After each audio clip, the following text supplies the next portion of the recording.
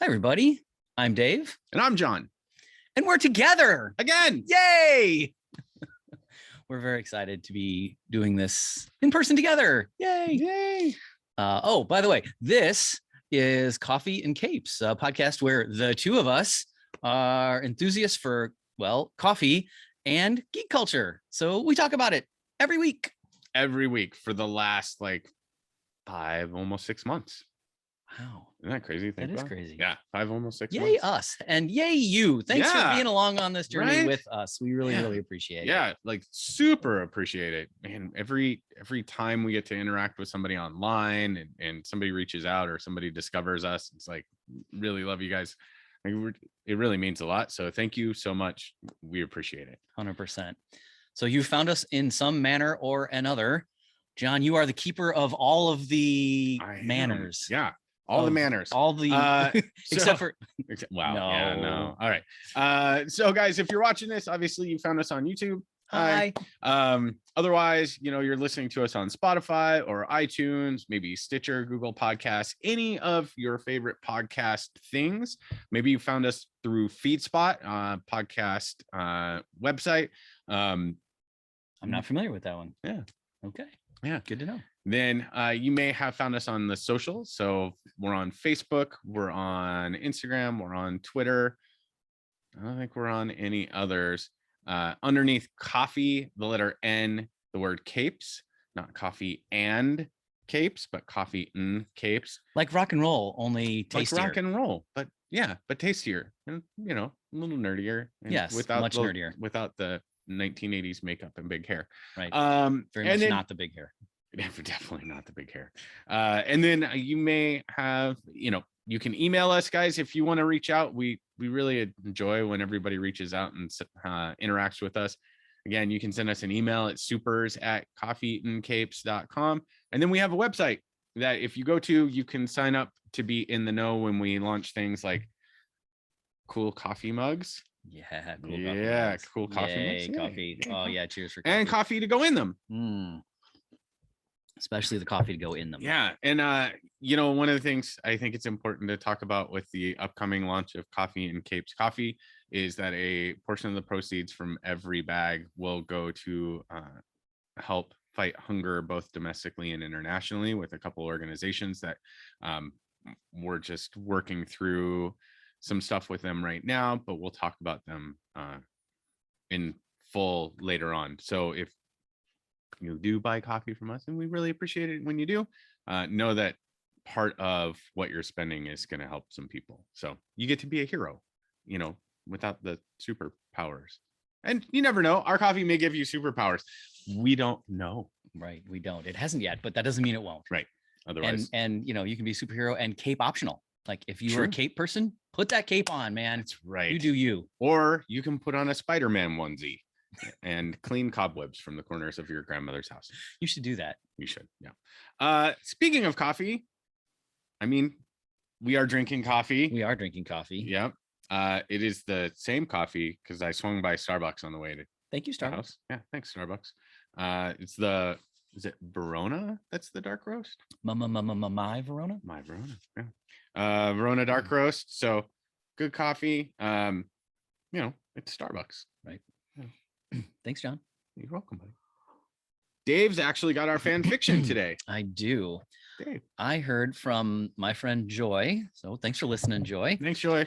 And she said, educate me. Are any on your list this is from the Valentine's Day episode, the comic power couples, any on that list that aren't binary? I know representation is slightly improving, but just wondering. Can you define binary for us? Sure. Don't know? Yeah, sure. So I think she meant gender binary, anybody, or also, or I think she was asking, are they all heterosexual couples? Are they all straight cishet couples and cisgendered heterosexual couples? And I said, no, actually, some there are multiple same-sex couples. The ones that I guess I didn't go back and exactly list or listen to, but ones that I know that we talked about or that were on the list. Harley and Ivy. Talk about. Yep, Harley and Ivy, Apollo and Midnighter, Mystique and Destiny. Yep. Hulkling and Wiccan. Yep. are the ones that came to mind right away. And then, of course, we know Deadpool. I don't remember if we brought up Deadpool, but we did not bring up Deadpool. But we know that Deadpool is officially pansexual in the Right. in Marvel universe. There, Superman's son, Jonathan Kent. Okay. Right. Is I believe, I can't remember if he's completely gay or not, but that was a thing that was released as well, is that Jonathan Kent had because he had a boyfriend. Okay. Also you have North Star from the X-Men, and his husband, who's actually a non-powered. Right. So there's a considerable amount of representation there. And as far as the if anybody's not there's anybody that's non-binary gender, I said, well, I don't know about that exactly, but an example that comes to mind is Monster Girl from Invincible. Oh yeah. Who is a girl and or a woman, depending on which part of the story you're in, she ages. Right. But in her monster form, she's male, and she, in her girl form, she got together with one of the Flaxons.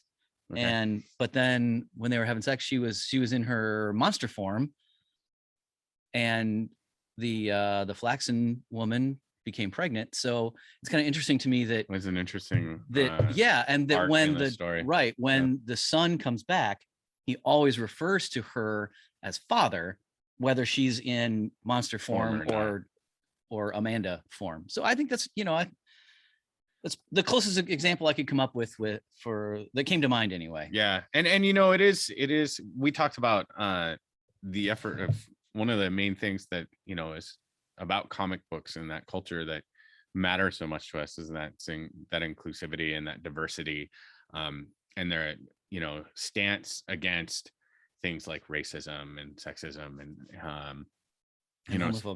homophobia, right? Yeah. And so they've always done a really nice job of striving to have the pages show a level of that stance. But I think in the last probably decade, we've seen a nice stronger stance towards things like homophobia. Well, and it's always right that one of the great things about geek culture in general and comics in specific, as we understand it, is that it's a place for everybody to belong. Right. Yeah. And so it's important that everybody can see someone like them. Yeah. In comics. And I think that's great that it's thrilling that it's becoming more and more diverse. Yes. Agreed. And it actually, that question and that topic actually kind of flows into, we were talking about today's topic beforehand, and the character and his stance on this. And so today, before we jump into that, just let me wrap it up and say thanks, Joy, for the question, and appreciate you reaching out, and I'm glad we could have that conversation. Thank you, Joy. Yeah. So today, who are we talking about? Today, we just finished, last week, the last episode came out, right? Last week. And so we're going to talk about Peacemaker with John Cena, directed and written by James Gunn. Just, man, is there a better opening sequence to a show? Oh my gosh. Ever? I don't think so. I mean, so few shows have opening sequences anymore. It's definitely the best one of the last decade. Easily. I mean, I haven't really done any research to try to back that up, but nothing else comes to mind. I mean, it's just so deadpan and funny. And you're like, the first time you see it, like, what in the world is happening here? So good. So good. And I can't remember who the actor is that plays Harcourt. She's actually engaged to James Gunn. They've been together forever. I did not know that. Yeah, it just came out last week that they got engaged after being together for years. In an interview, they asked her about that opening sequence and that opening dance. Her name is Jennifer Holland. Jennifer Holland. There you go. So they asked Jennifer Holland about that opening sequence and that opening dance. And she's like, no, we all practiced that together over and over and over again. She's like, I am pretty sure I could flash mob this right now if I needed to. I mean, that's, and the reason for that being done that way by James Gunn is pretty phenomenal. That he wanted to keep people from just fast forwarding through the opening credits so that the people that work on the film or work on the show could get some eyes on their name and get some recognition. I did not know that. Yeah. Good on you, James Gunn. That's right? a good decision. And so funny. And you can tell they're working hard. At the end of that thing, you can see them just like breathing super heavy. Like that's legit work they're doing on that opening dance. And I really enjoy the fact that Judo Master ends up on John Cena's shoulder, just like holding him there while Eagly hops out in front and tries to do that whole thing. So, one of the things, just to tie it into Joy's question, though, at the very beginning in the first episode, when John Cena's talking to the janitor in the hospital, he makes fun of Aquaman for having sex with fish. And the guy's like, no. He goes, yeah. He's like, and I don't have a problem if you're having sex with women or if you're dude having sex with dudes. He's like, but when it comes to fish, cross species like that. So it was just kind of tied into the question. And I wanted to bring that up because from what I've read, it was important to both John Cena and James Gunn that Peacemaker was portrayed in the light of being okay with that. But not okay with the fish thing. Right. Yeah. So and that fish thing came all the way back around in the last episode. Yeah. So hold on. We got to give our caveat. Right. Guys, we don't know how to keep our mouths shut at all. So if you're watching, if we did, that would make for a really, really, really boring podcast. It would make for a really boring podcast. If you're watching this and you haven't watched Peacemaker and you care about such things, turn it off. Go do other things. Watch Peacemaker. Just binge it through. Like lose 8 hours of your day. It's totally worth it. And then come back and restart. And we'll be right here waiting for you. We'll wait. These are the things you're subjected to when we're in the same room. Yes. So anyway, Dave, your impressions of Peacemaker. I loved it. It was so much fun. Very much like the Suicide Squad. Yeah. The Suicide Squad. Right, because there's things. Right. It was funny, violent, grotesque, profane. I'm sorry. In every single way. When he sonic booms that alien at the beginning, and then the police officer's like, what is this, pizza? He's like, nope. Officer, put that down. That's a face. That's like, what? Sets it down. That moment I was like, okay, that's just and I don't know exactly how he does it, but as we saw in the Suicide Squad, James Gunn has managed to create a mood where it can be completely profane and violent and gross and yet not feel oppressive or bad or like or it's not like a World War II movie. It's not like Saving Private Ryan. Right. The first half hour, brilliant movie, amazing movie, beautifully shot. But the first half hour of that movie, you're like, my soul tears your soul out. Right. Yeah. And I don't know. We could probably debate whether or not this is good for society or not, that we can have violent, profane things that feel funny and okay. I don't know, but we're not here to make that comment. But I will say that whatever it says about me, I really, really enjoyed the series and that mood that it created. Yeah, it was so good. First of all, James Gunn has it's such a great feel for these things, as was evident in Guardians of the Galaxy. Yes. Right. He brought Guardians of the Galaxy to life in a way that was funny and touching and, at times a little bit like, but in that funny way. Right. Right. And touching's important too. Like, cause Peacemaker's touching as well. Like it's moving. There's a scene we and I mentioned this earlier, like Rachel and I are rewatching it with her parents right now, and her parents absolutely love You're it. very brave. They think it's funny. I could not watch this with my mom. No, No, that's okay. no. Well, her mom thinks it's hilarious. Her That's dad great. thinks it's funny, and so we're sitting there watching it, and you know, John Cena's character. John Cena, by the way, I don't know what they put in like the WWE drinking water, but we've now had like Dwayne Johnson. We had Dave Bautista, Mhm. who James Gunn brought in, and, Right. and he did an article recently, an interview about why he had specifically pulled Dave Bautista and John Cena. I haven't read it yet. And now we got, John Cena. Yeah.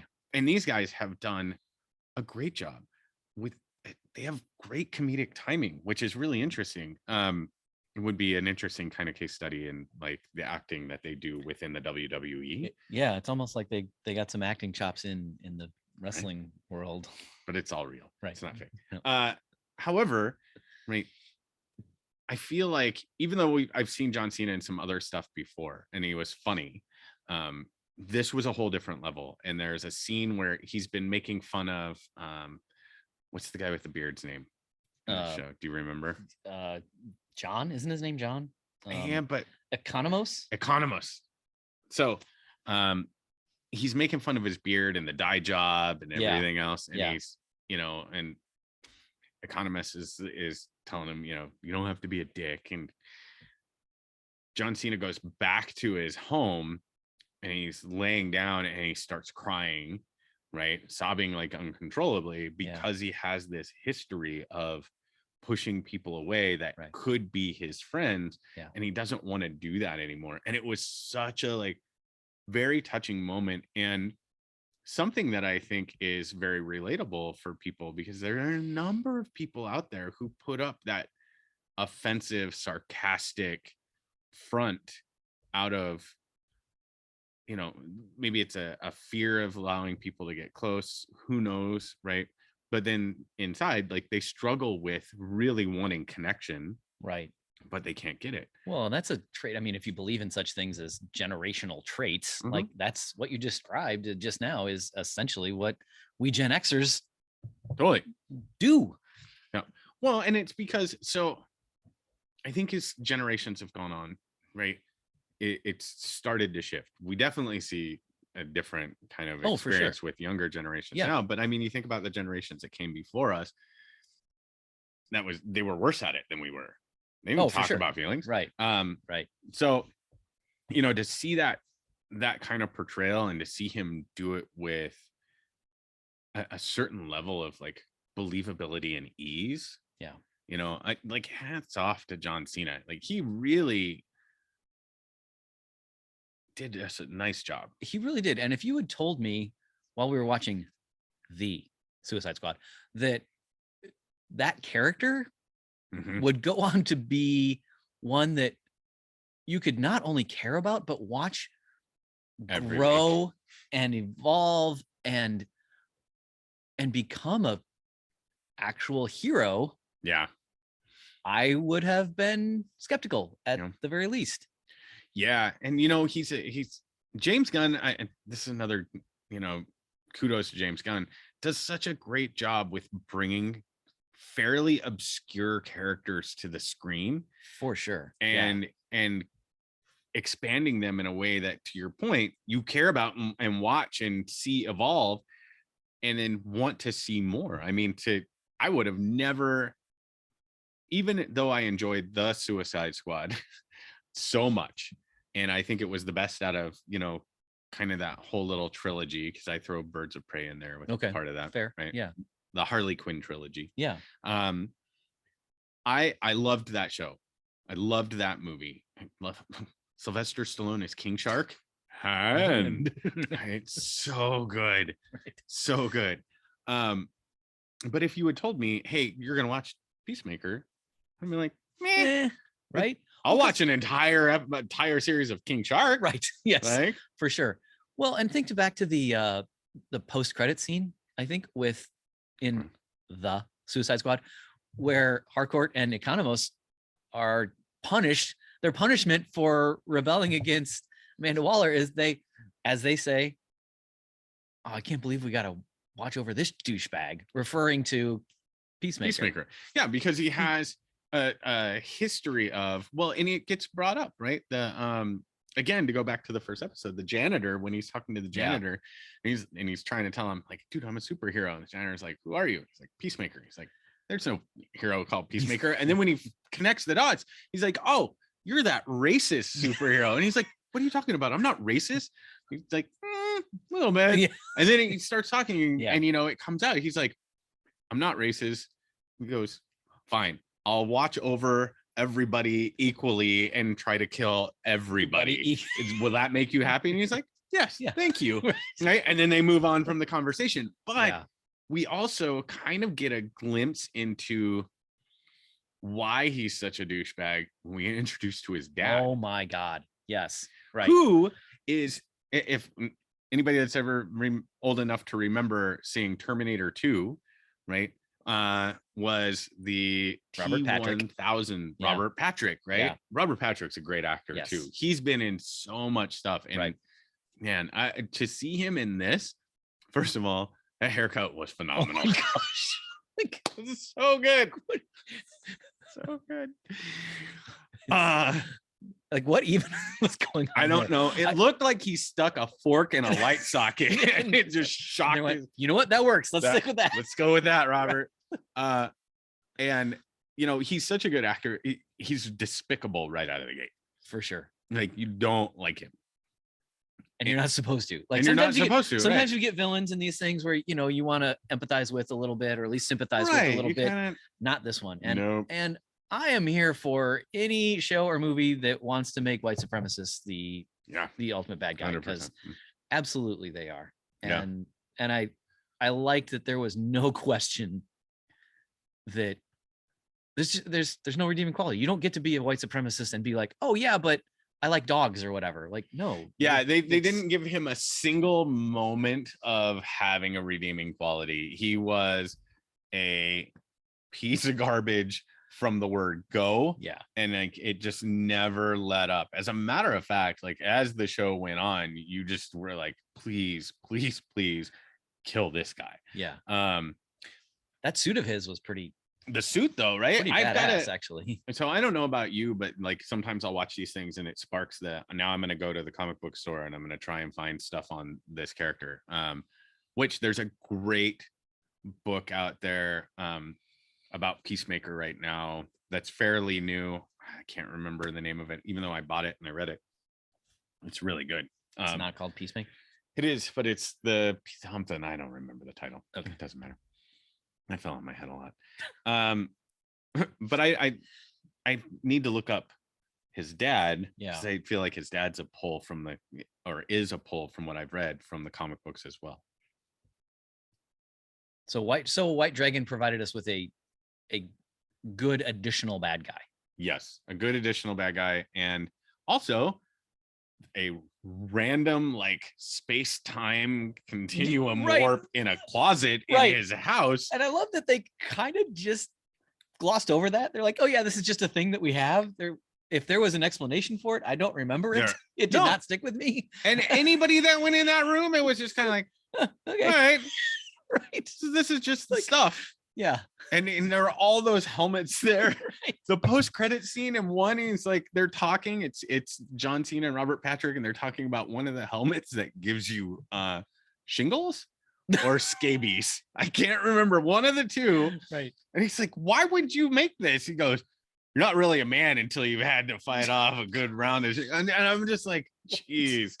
So despite being despicable, there are some like levity and funny moments there in terms of interaction. One of my favorite characters though, and I absolutely like just fell in love with the guy as the show went on, Vigilante. Yeah, he's obviously not a good person. But he thinks he is. He thinks he is. He 100% thinks he is a good person. Right. Although he has that line where he's like, we kill bad guys mostly, except when you make a mistake. Like, oh my god, this guy should not have guns. Yeah, and nothing encapsulated that more than the scene in the next to last episode, maybe, where they're in the hospital or whatever, not hospital, but at the medical center, and he's gonna execute the 3 people, but won't. The veterinarian. The veterinarian. That's what it is. Veterinarian Right. center. He's willing to execute him, but he wants to be careful with the tape that he puts around. Right. He doesn't want to hurt him with the tape, but he's willing to execute all 3. Right. Yes. I'm like, what? I don't know. That guy, he was pretty funny. I don't know how he survived, like all the different things that he survived, getting shot multiple times, like almost lost a toe. Grenade blowing up in his had a toe almost cut off because he was tortured. But I really liked him in the episode where he's got himself put in jail. That was amazing. And kicked some ass. And I didn't see that coming. No. So, because there's very little history of vigilante. Like, I looked it up. There's very little history. I read one of the early comic books. This is a very different origin in the comic books. I like it better in Peacemaker, to be honest. They followed an extremely traditional 1980s arc in the comic of like, this guy was an attorney, loses his family to bad guys, and then becomes a vigilante, yada, yada.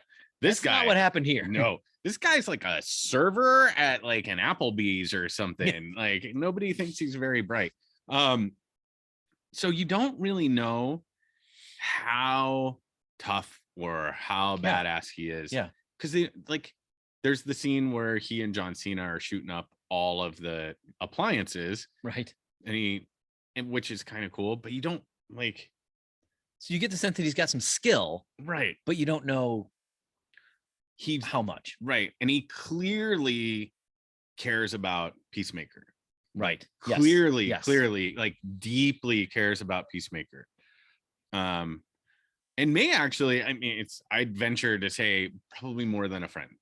Like could be. Yeah. I get that feeling sometimes. Right. And Vigilante seems like the kind of dude that would be like, he maybe has some romantic feelings toward Peacemaker, but is not at all able to acknowledge that in himself. Yeah, he's not quite there. And but when he gets himself locked up in prison with Peacemaker's dad to keep him from talking to the police. Yeah. And he's such an unassuming young looking kid. Right. That you're like, he's gonna get wrecked. Yeah.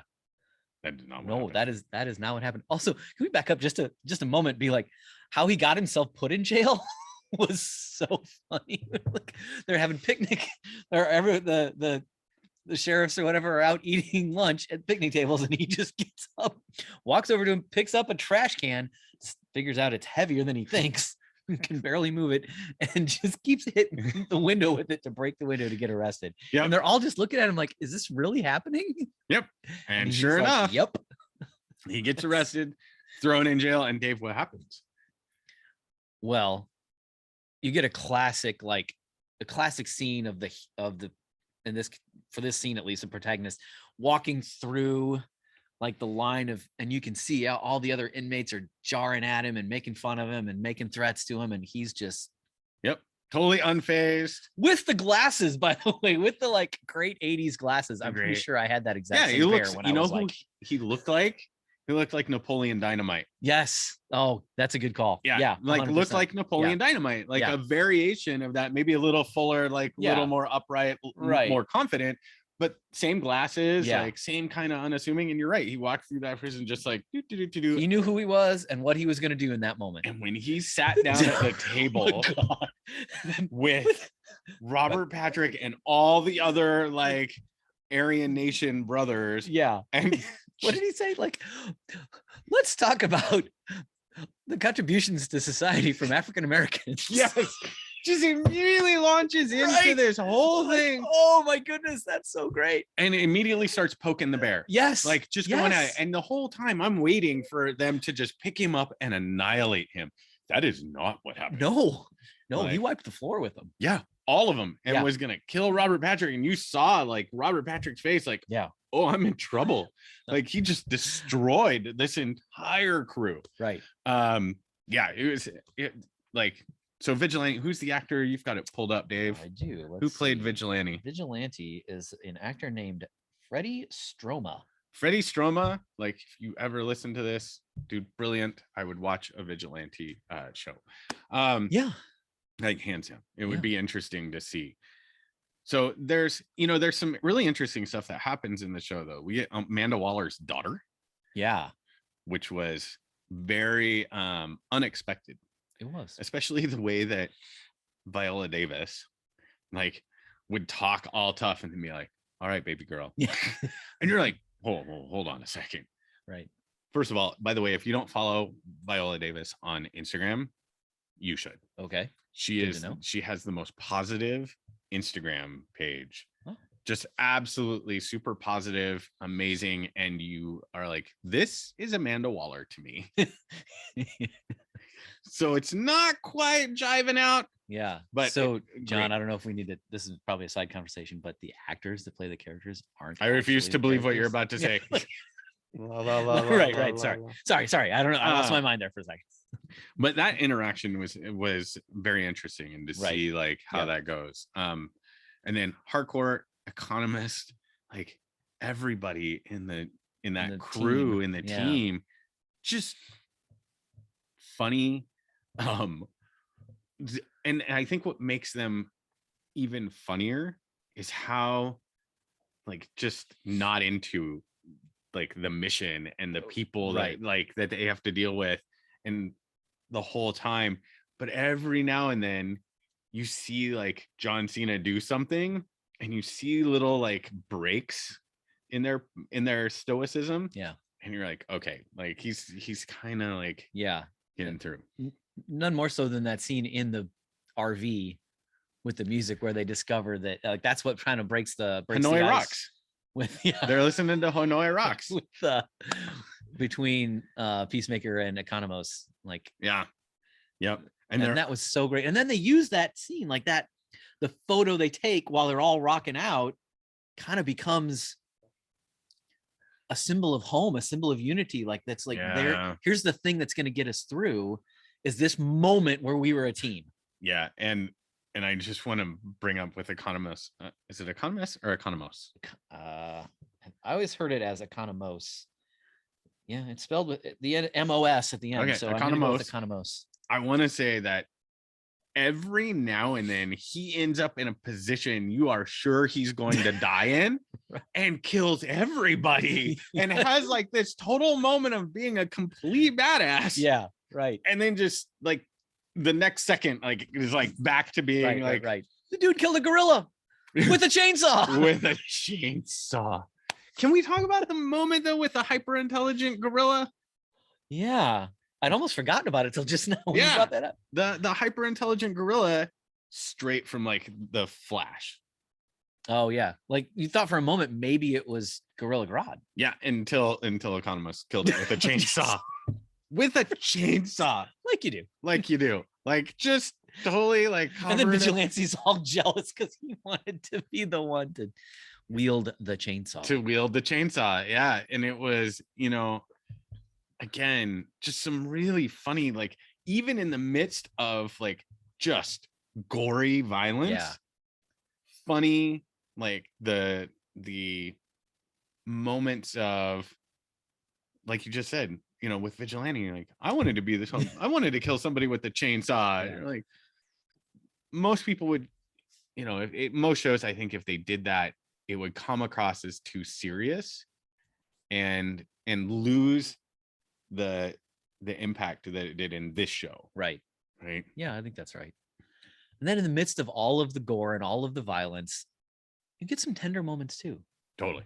Like when we discover in maybe the third episode or fourth, where we discover that Peacemaker has kept the butterfly in the jar and is keeping it alive and feeding it. And mm-hmm. And that comes around at the end too. Yeah. That shows back up at his house and he pours some out on the porch and it sits there and eats it. Right. And Robert Patrick's ghost shows up and Force Ghost, apparently. Force Ghost. Yeah. Before that though, even in the climactic moment where they're about to kill the cow, Groff, was it Goff or Groff? Goff now inhabiting the detective. Right. Yep. Talks to him about Detective Song, talks to Peacemaker about how, hey, I know you don't want to destroy us. You could have, and you didn't. You cared for me. You kept me alive. Like that was why I drew that symbol of peace, because I knew that Right. there's a connection. We're simpatico. And honestly, I thought for a minute she was going to get through to him. I thought so too. And then it didn't happen. No, that's not what He happened. destroyed Yeah. everything anyway. Yeah. And which I'm glad happened, because I think had that gone the other way, I think his character arc would have then taken him too far away from like the central core of kind of who he is. Yeah. So we got to see that despite the evolution of his emotions throughout the show, and he was still like, this is my mission. Yeah. Right. Yeah. This is my mission. And it also showed, like, as he was talking to Amanda Waller's daughter, I can't remember The Adebayo. Adebayo. Yeah, Adebayo, who was expertly done, like expertly portrayed. When he's talking to Adebayo, and she's like, I thought for a minute, like, you know, you were gonna do this thing and we were all done. Like, why didn't you? And he was like, this is my team.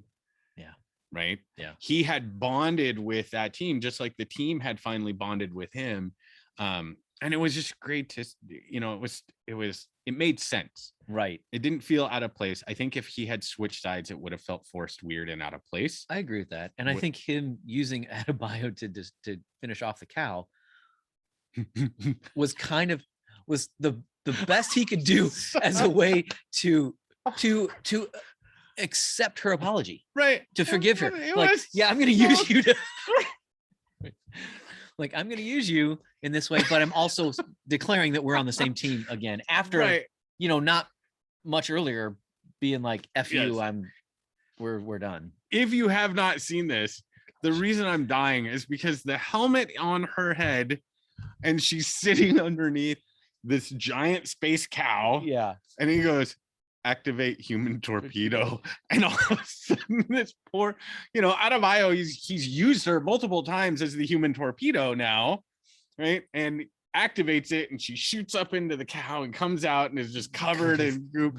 And it really is a funny moment. Yes. And he's like, you know, and then he accepts her apology. So without saying it, I think that's Right, that's the without point. saying, Like, yeah. I think that act and then saying we're a team is the way he was able to express his forgiveness. Right. And then at the end, when he's talking to her and they're out in the parking lot, and he's like, hey, don't tell Vigilante, but you're my BFF. After Eagly. After Eagly. Yeah. Yeah. Look, can we talk about Eagly? Yes. Because so absolutely like amazing animation on the eagle. That was animated? Dave, are we gonna have to have the talk now? I think so. I do want to say my mother-in-law asked the question of who trained the eagle. Everybody in the house informed her it wasn't real. Oh, So just so you know, the eagle's not real, people. it's real if I believe it's real. Yeah, she was adorable. I love That's my mom. She's amazing. She laughed the whole way through. She thought it was That's so hilarious. great.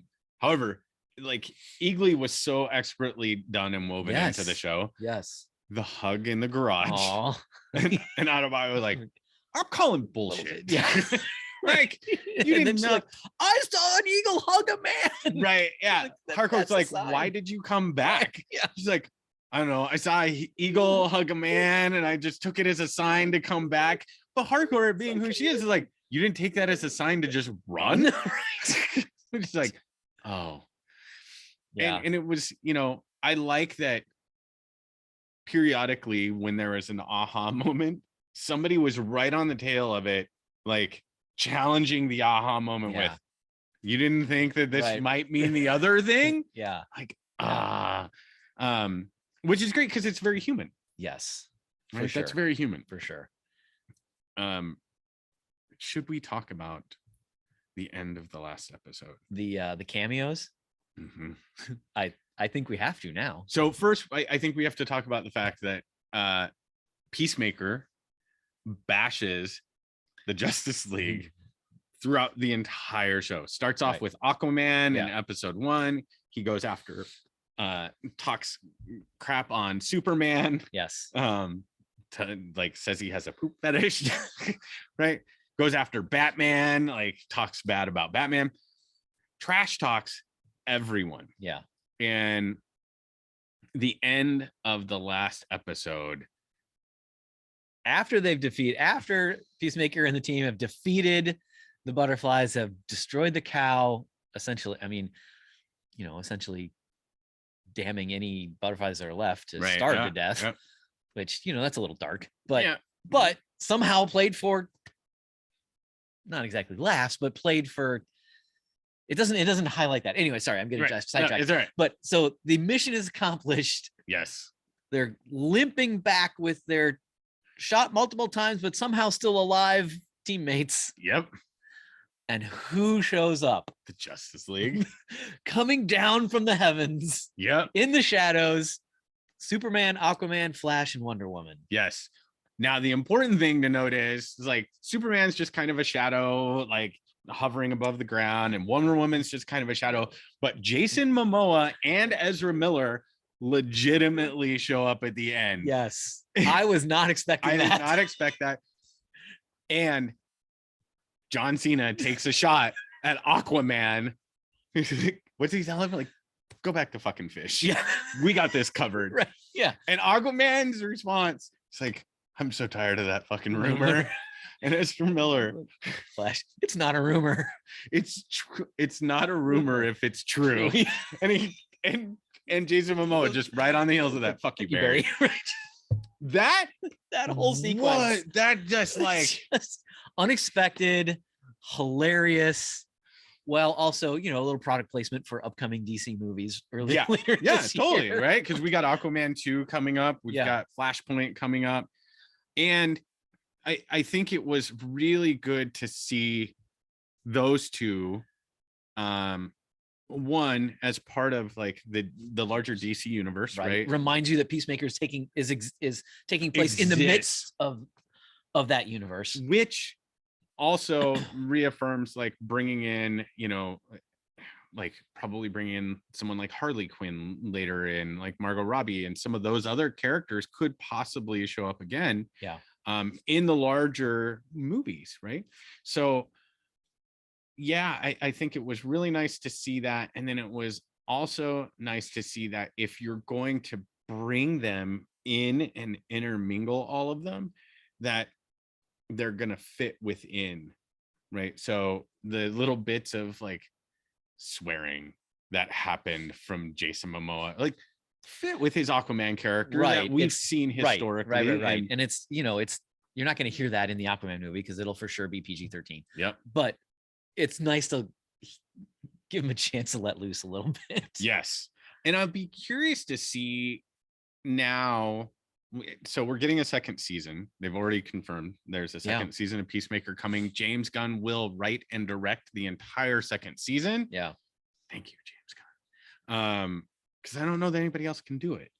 I mean, he wasn't the only one to write and direct this season, and it was pretty good. But I think without James Gunn, helming it could potentially be very different, right? And it's such a great formula that's going on, and the characters are so good.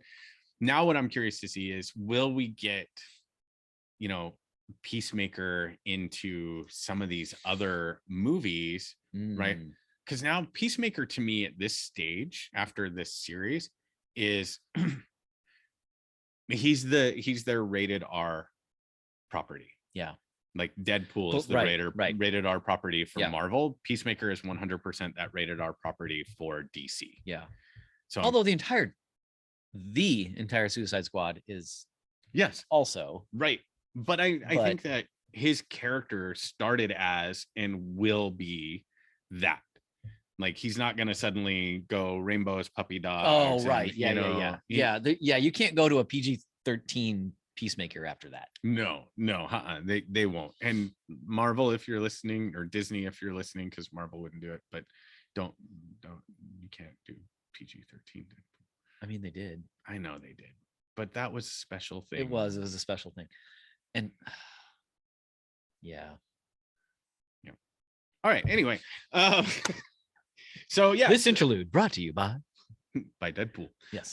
So yeah, so I think, you know, Peacemaker has firmly established itself as the character Peacemaker is firmly established as the rated R character for DC. Yeah. And now that we've seen him interact, you know, with two other prominent DC characters that we're going to see other movies from, I'm curious to see if we're going to see him. Will he make a cameo in some way? In some way, shape, or form? Those? Yeah. I'm guessing kind of not. But could be in the post credits. That I could see. Yeah, I would see like the post credits. Yeah. And that little interaction too at the end gave me a little bit of hope about the DC cinematic universe. Yeah. Because it's been waning. It has. We did a whole episode on that. Friends, you can go back and listen to that a few weeks back. Yeah, just hop in your DeLorean. If you don't understand that reference, go watch Back to the Future and just if they've listened to us for an hour ramble on about Peacemaker, I'm pretty sure they know the reference. True. That's a good point. That is a good point. And if you're still with us, thank you. Yeah, thanks. We just keep talking. Yeah. We do. Can we, speaking of post credits, can I say, what did you think of the post credits in this series? I thought that they were funny. Like, not a lot to do with the show. Right. It wasn't a thing where like, oh, we were advancing the plot. It was just like, it was basically outtakes. Yeah, that's what I felt like they were. And I enjoyed the outtakes because, like the show, I didn't feel that it took itself too seriously at any given point in time. Yeah. So I liked that the post-credit scenes felt like outtake scenes. Yeah. And I thought they were a little hit or miss. Yeah. But the two with the big tall like sheriff dude. Yes. Oh my gosh. Who is that actor? Because he was hilarious. But when he was talking about, he's standing up in front of everybody and addressing the media and the rest of the police with, what's he talking about? Like towel drying himself or cleaning and bathing. Christopher Heyerdahl. Yes. Was and deadpan and so did you watch though? If you watch the one where he's talking about bathing and drying, there's an officer over to the right who can't keep his face straight. Right. And I really appreciate that they didn't go back and keep reshooting it until he was. Right. The fact that he was dying laughing the whole time, I was like, this is perfect. Yeah. And Annie Chang, who played Detective Song, and Lachlan Monroe, who played Detective Larry Fitzgibbon, was they held it. Like they were good, but I swear I could see just maybe just a little twitch of the 100%. Yes. Yeah. That stuff was pretty funny. It was great. And wasn't there another one where they went back where it was first revealed that the captain kind of turned on him and he shot the officers, and then he's like calling for help or something. Like, I don't even remember. Yeah. Now saying it. There's another one. Singing or something, or I don't know, but the two with him were really funny. Well, Dave, I guess if you had to give it the patented Coffee and Capes rating, what would you give it? It's got to be an overwhelmed for me. Yeah, I would agree. Absolutely overwhelmed. It was great. Just to recap our 3-tiered system, in case you haven't been with us since the beginning. Overwhelmed, whelmed, and underwhelmed. And honestly, it was that way from beginning to finish for me. Yeah. I didn't have a moment where I was like, meh, the show got okay. It was from beginning to end, I was overwhelmed through the show, and I'm super excited for season 2. Yeah, for sure. My one concern is if we're going to get too much of the Peacekeeper hardcore relationship. I don't know about that. I don't know if it's gonna I don't know if I want them to develop a romantic relationship. I'm curious to see how that plays out. Yeah. I'm curious to see how it plays out. I just wouldn't want that to be the thing that like takes over the. I don't think it will. Yeah. You think back to like how James Gunn handled Gamora and Peter. Fair. It doesn't take over. It's interwoven in really well. Yeah. So I'm curious to see what he's going to do with that. I'm really curious to see how the vigilante piece will continue to develop and evolve because they've clearly brought him in. It's there's some stuff I'm excited to see in season 2. Yeah. Now the question will be, will they continue the opening sequence or will they have a brand new one? Rachel and I talked about that, and I'm like, I really hope they make a new one. Yeah. James Gunn, please, if you're listening to this, you did so good. It was so brilliant. Please make us a new opening sequence. I don't know how you top it, but I you don't will find a either. way. We have faith in you. Yeah, we have faith. Can I just say maybe my other favorite part of that is I just turned off my phone, but the actor who plays Adebayo's wife, her part in that where she just like flips everybody off, double birds, double birds. Like, I don't know why. Good. It's so juvenile of me, I guess, but that just cracks me up every time. So good. It was She so good. didn't really have a large part to play in the series, but had some important moments. Yeah, And she was kind of like, it kind of embodies her approach to this team. Yeah, like, screw all you guys. And to loop it back to kind of the very beginning before we sign off, Peacemaker's relationship with Adebayo, and her being an LGBTQ married individual within the show, like, again, just goes to demonstrate how the medium is furthering the acceptance of these of everybody's lifestyle, and normalizing it in the media. And it's so, it could have easily, especially after you see Robert Patrick and you understand he's a piece of shit, could have easily gone in a different direction. But Peacemaker demonstrated, like, he really wasn't like racist and homophobic or any of those that was things. the environment he was raised in. That was the environment. That was a team. Yeah, go ahead. He wasn't defined by that environment. Right. He was, yes, he didn't let himself be defined by that, at least in that aspect. Yeah. There was a tiny little detail that I really appreciated. The getaway car that they stole from White Dragon's crew. Mm-hmm. The license plate was 13 words, which is one of those like Aryan race, like white supremacist little things. Oh, I didn't know that. Yeah. So I like that they're like, you know what? Just in case you weren't positive, right, that these douchebags are who they're saying, like, here's yet another little clue. Yeah. So I don't know. Like I said, I'm here for anything that takes those guys down. Yeah. So Peacemaker, overwhelming, great. Watch it. Let us know what you think. Please. Yeah. About the show, and about our take on the show. Like, what did we miss? What did you love? Yeah, what did you love? What didn't we talk about? You thought we should have talked about? And as always, guys, thanks for sticking around and listening this long, and all the support. Like, it really does mean a lot. We appreciate you. Until next time, true believers. Bye. Bye, guys.